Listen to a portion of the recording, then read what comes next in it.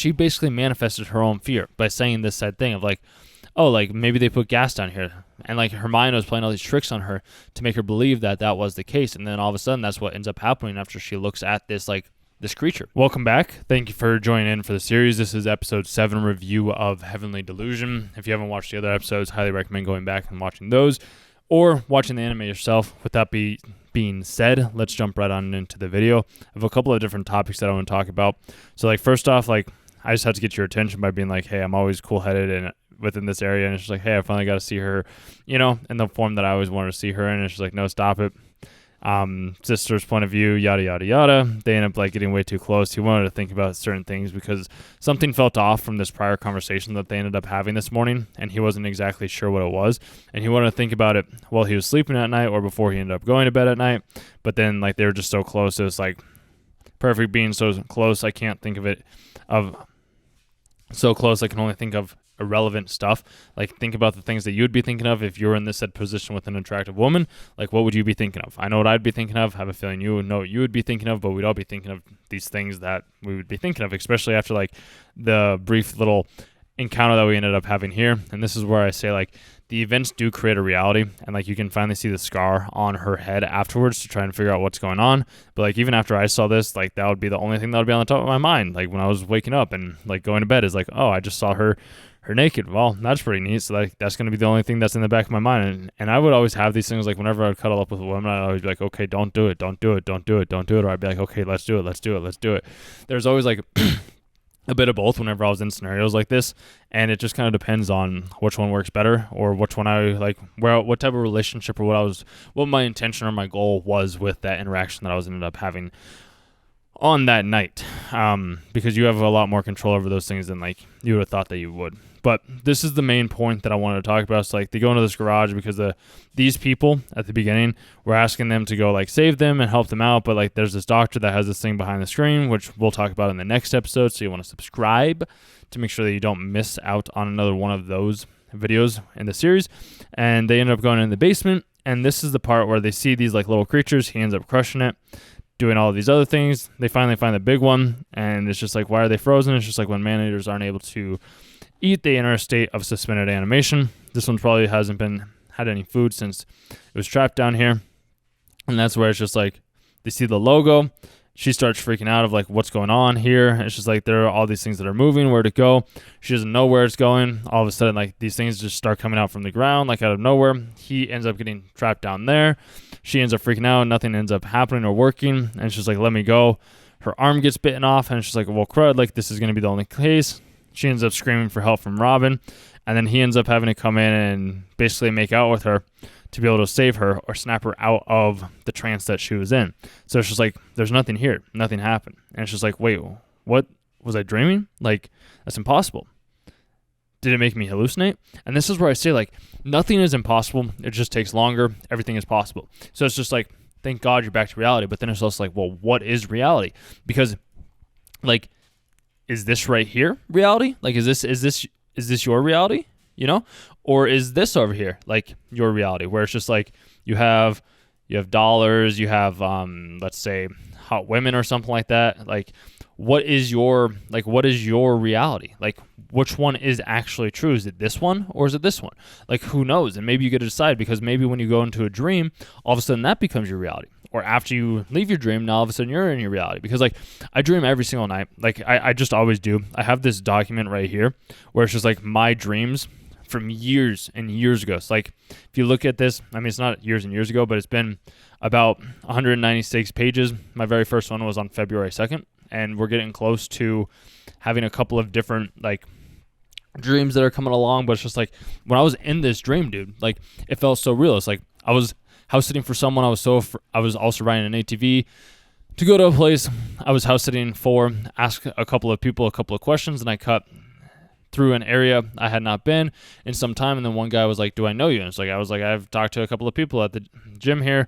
I just kept saying these different things of what was going on. And I was like, it's okay. Like, we left the moment, and then the other people showed up. I found a nice girl I was hanging out with and talking with. We went to the hot springs, found another girl who was also asking someone to come in to the shower. I told the person I would go for it. I'd make it into the pool. There was so many people now. We all got in in and jumped in. I felt like I was going to make it back to the surface, yet I didn't, without having to hold my breath as I was able to breathe underwater. It's like in that moment when I've had these dreams, like everything has felt so real. There's also this Loch Ness Pokemon that came into one of the rooms. There were 2 girls I was chatting with and was going to get dinner with. Like these dreams have felt real to me because they were real in that said moment, like when I was having them. Even last night, like I had a dream, and I know this is really dating the videos of how far back behind I am on uploading these stuff, but this is just my way of being able to create content. I like being able to watch the videos and then having a little bit of backlog because the inspiration doesn't always strike. So this is something that I'm just going to leave you as a little snippet and tidbit if you have made it this far into the series. If you ever want to record or make content, I would highly recommend like batching it. Batching the content means that you do a lot of the recording on 1 or 2 days, 3 days, 4 days, whatever it may be. And then you schedule that content of that videos out for the long term. So then you can kind of like keep your work and your structure and your schedule. Like if you want to go do something or if you have something else in mind that you need to do for that day and you can't get the video done, but you know that you need to post a video for today, you at least have a backlog of videos that you can upload with time. So by the time you're watching this, I'm going to have even more dreams like in this dream journal that I have right here.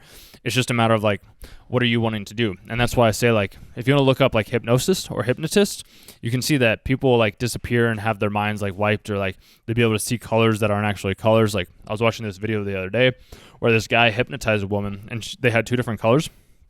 So they had a red color and then they had this red color right here. And then they had this green color right here. And there's a woman that was looking at both of these colors and she was hypnotized to believe that every color was red. So whenever she would see green, she was like red. And then when she was asked like, hey, so what colors are used at Christmas? And she's like red and red. So it's like the green never even existed any longer. Like all of a sudden it just became red. Like that's all it ever was.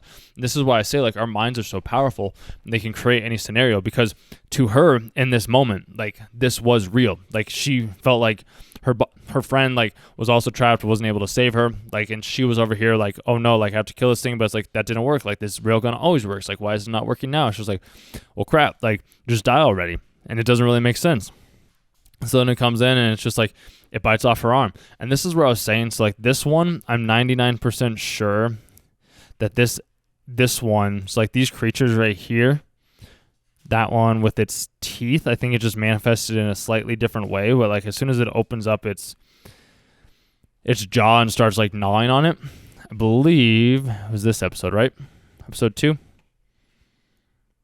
I might be off by 1, you guys, which if I am, I do apologize. But actually, I'm never off. So it comes down here. And then when he hangs up the photo, or she hangs up the photo, I guess I should say, it's right here. So this is where I was saying, like, I feel like the creature in episode 7 is like this creature right here because it has the teeth and it's gnawing on people. I could be wrong. I don't know. That's just kind of my idea of what I end up having in mind. And yeah, so like this is where I say like everybody's going to have a judge. Everybody's going to have a different scenario. Everybody's going to have a different interpretation of the said anime, of the said experience, of the said event, of whatever it may be. Because even the other guy, when they were walking down in the tunnels and the caves, he's like, I'm getting a really weird feeling about this. He's like, I don't know what the feeling is, but he's just like, there's some serious power down here. And he's just like, sis, like I've had a weird feeling for a while. I just feel like we're being set up just like we were when we went to the water station. And she's like, are they really being set up? Are they not being set up? Like, I don't know. What do you think? Let me know. It's just like everybody feels like they're making these things up, and there's not going to be there's not going to be something here. Maybe they're poisoning it with gas. And this is where I say like the mind is always going to play tricks on you. And there's this, even the subtleties happens right here. It's like they could use gas, I guess, heavier than air to put us to sleep. If that's why we were in the basement. And it's just like, this is way too risky, sis. Let's get out of here. And she's like, wait. And then they see it. But it's just like, that's one of the, like, she basically manifested her own fear by saying this said thing of like, oh, like maybe they put gas down here. And like her mind was playing all these tricks on her to make her believe that that was the case. And then all of a sudden, that's what ends up happening after she looks at this, like, this creature, this demon, this man-eater, basically. Then all of a sudden she starts to see the things that she feared the most, because our minds are powerful. Our minds are the most powerful mechanism ever created in this entire world. And if you're able to control your mind and realize that you have complete and conscious control over the videos, the content, the ideas, the words, the experiences, the emotions that you have, all of a sudden everything's going to become a lot clearer, a lot more capable, and a lot freer than it ever would have been beforehand.